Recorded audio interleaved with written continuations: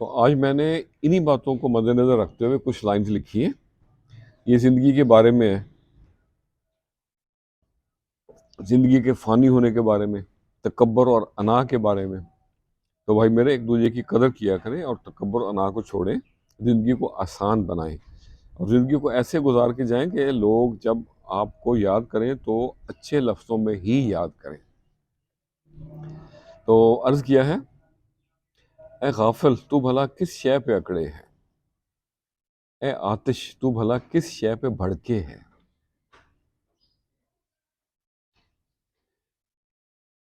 بیکار ہے یہ سب طاقت تیری، بیکار ہے سب یہ طاقت تیری، ادا کن کی جب تک نہ یہاں جھلکے ہے.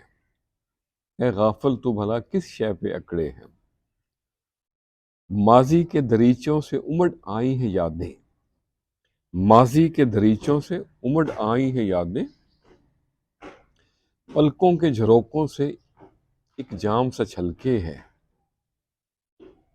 اور اگلا شعر ہے، پائے نہ سکون ڈھونڈے ہیں درشن کو، پائے نہ سکون ڈھونڈے ہے یہ درشن کو، مچھلی ہو بنا جل من اپنا یوں تڑپے ہے. اے غافل تو بھلا کس شے پہ اکڑے ہے. اور اگلا شعر ہے، جھکنا ہے اے نادان بس یار کی خاطر، جھکنا ہے اے نادان بس یار کی خاطر، سینے میں نیاز دل ایک نام سے دھڑکے ہے، سینے میں نیاز دل ایک نام سے دھڑکے ہے.